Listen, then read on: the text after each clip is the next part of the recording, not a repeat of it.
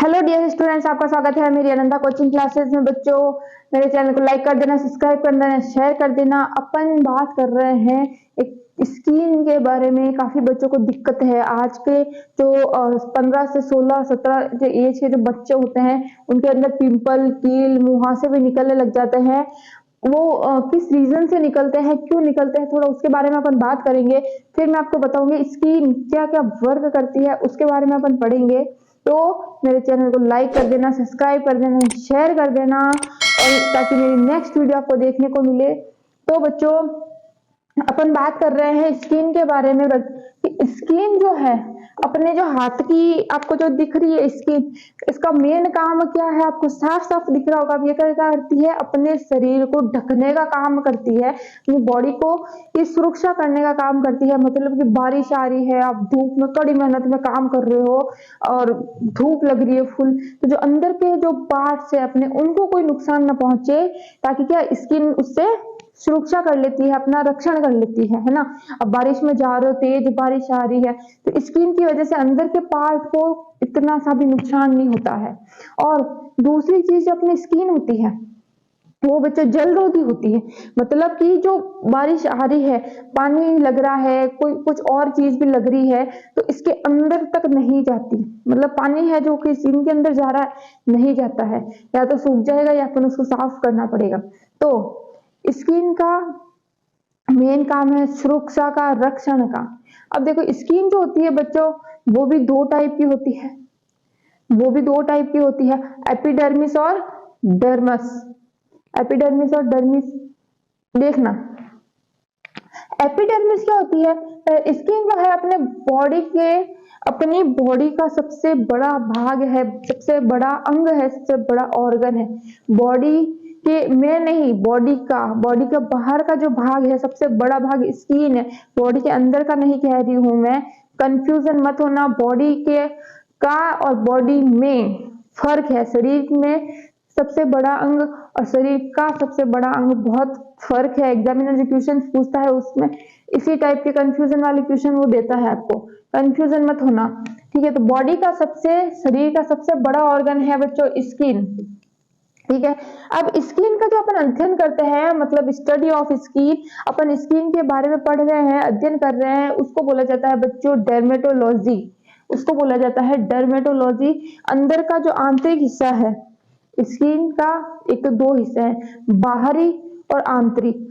जो अंदर वाला हिस्सा है बच्चों, वो संयुज ऊतक का मिलकर बना होता है।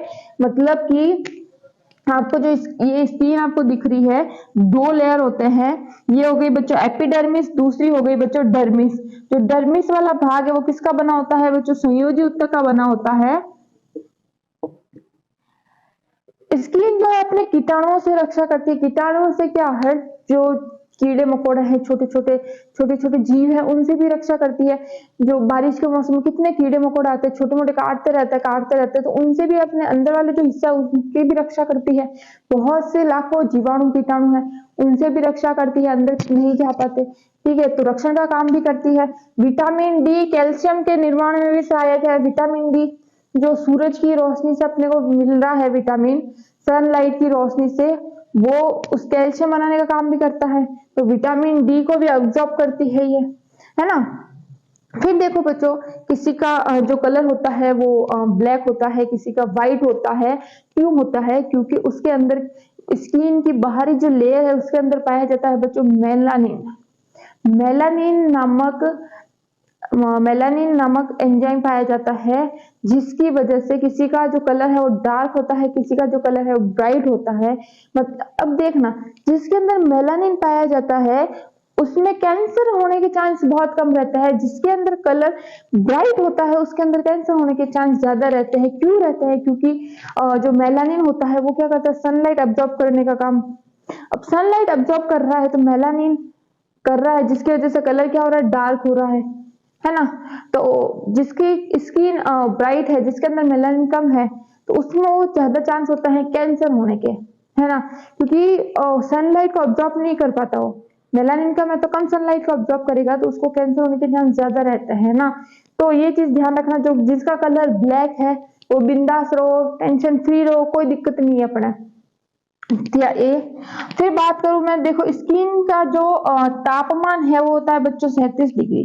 मतलब कि अपन धूप में घूम रहे हैं, जो जिस पढ़ने वाले नहीं है, जिसको पढ़ने में मन नहीं लगता, दोपहर के 2 बजे बैठ लिए चले गए दोपहर के अंदर, अब उसकी स्किन जो है तापमान, मान लो जून की गर्मी है तो जो तापमान होगा वो तो बहुत तेज होगा, खेल रहा है फिर भी खेले जा रहा है, खेले जाए, तो तापमान तेज होगा तो टेम्परेचर क्या होगा, हाई होगा, टेम्परेचर तेज होगा तो अंदर के पार्ट्स को नुकसान होगा, तो उसकी स्किन उस नियंत्रण करती है तापमान का भी। मतलब अपनी बॉडी का जो टेम्परेचर है 37 डिग्री बनाए रखती है, तो स्किन का एक बहुत अच्छा वर्क भी है कि यह क्या करती है, अपनी बॉडी का जो टेम्परेचर है उसको कंट्रोल करती है, उसको नियंत्रित करती है ना। फिर देखो उत्सर्जन का काम भी करती है अपनी बॉडी के अंदर से। दोपहर को जब अपन 2 बजे जून की गर्मी में फुल क्रिकेट खेल रहे हैं बच्चों, अब क्रिकेट खेल रहे हैं तो बॉडी से फुल पसीना निकल रहा है, ये पानी टपक रहा है जैसे नहा के आए हो, है ना।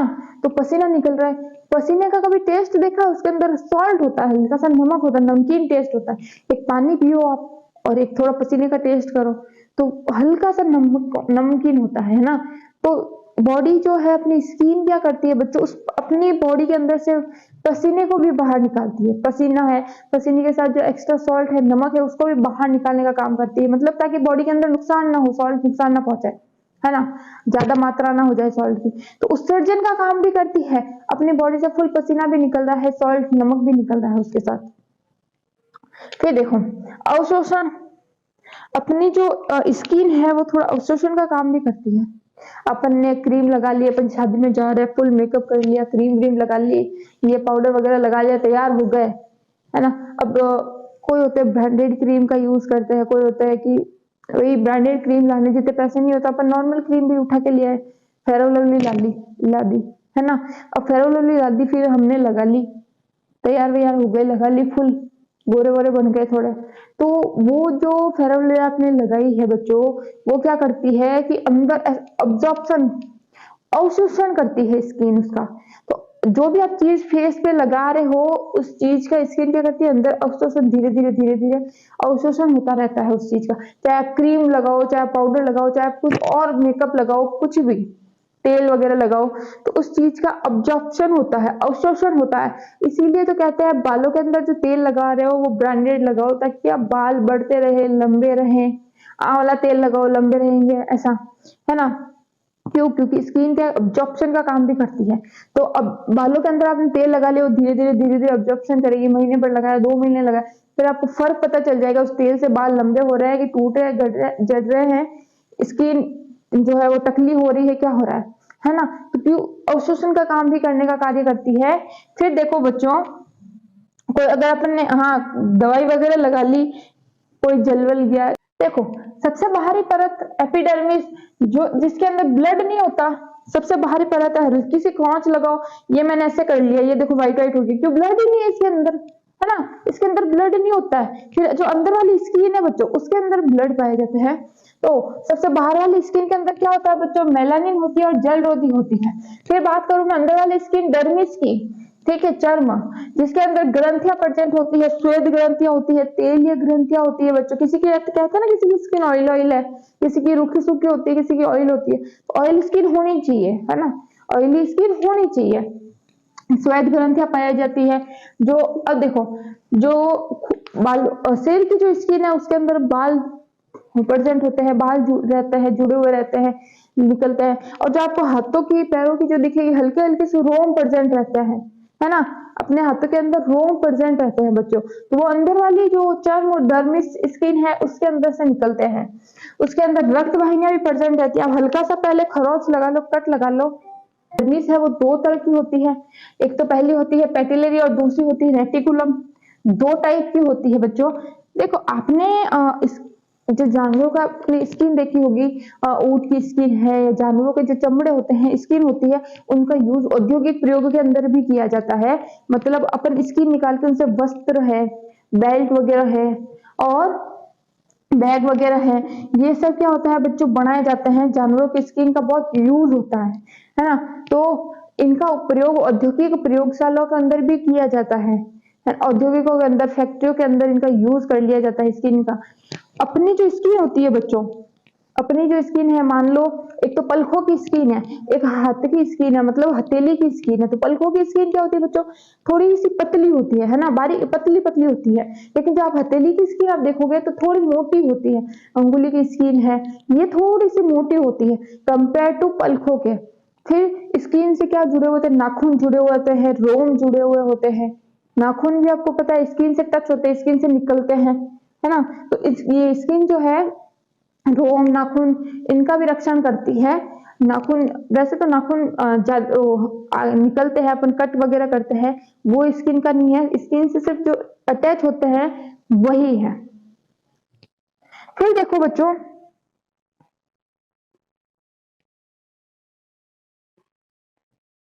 फिर अपनी जो नेक्स्ट क्लास है बच्चों, अपन उसके अंदर आंख और कान इन दोनों के बारे में पढ़ेंगे। तो स्किन का इंपॉर्टेंट रोल है, क्योंकि इसके अंदर कंपटीशन एग्जाम्स के अंदर क्वेश्चंस बनते हैं। और जो क्वेश्चन आपके बनेंगे वो बनेंगे बच्चों, एक तो ये कि आंतरिक भाग किससे मिलकर बना होता है ना। फिर बनेगा कि उत्सर्जन का जो काम करती है उसके बारे में बन सकता है। कि इसकी मोटाई बच्चों 0.5 से 2 mm के बीच में इसकी मोटाई होती है। पतली भी होती है, कहीं स्किन पतली होती है तो कहीं मोटी होती है। तो 0.5 से 2 mm के बीच में इसकी मोटाई होती है। और इसके अंदर कौन कौन सी ग्रंथियां होती है, श्वेत ग्रंथि होती है, तेलीय ग्रंथियां होती है, ये भी होते हैं। इसके बारे में भी क्वेश्चन आ सकता है। फिर आपको क्वेश्चन आपको देखने को मिलेगा, वो है बच्चों कि ये कितने टाइप के होते हैं, डर्मिस, पेपिलरी और रेटिकुलम, 2 टाइप के होते हैं। तो इसमें इसके बाहर से आपको कोई क्वेश्चन नहीं जाएगा बच्चों। तो आप ध्यान से एक बार नहीं तो 2 बार आप वीडियो देख लोगे ना, आपको समझ में आ जाएगा। और इसके बारे में कुछ समझ में नहीं आए ना, तो मुझे आप कमेंट में मैसेज कर देना, मैं बता दूंगी। जुड़े रहना मेरे साथ, बने रहना। मेरे चैनल को लाइक कर दो, सब्सक्राइब कर दो, शेयर कर दो बच्चों, नेक्स्ट, ताकि मेरी नेक्स्ट वीडियो आपको देखने को मिले। अपनी नेक्स्ट क्लास में अपन कान और आंखों के बारे में, टॉपिक के बारे में मैं आपको पढ़ाऊंगी। तो मेरे साथ जुड़े रहना। जय हिंद, जय भारत, बेस्ट ऑफ लक।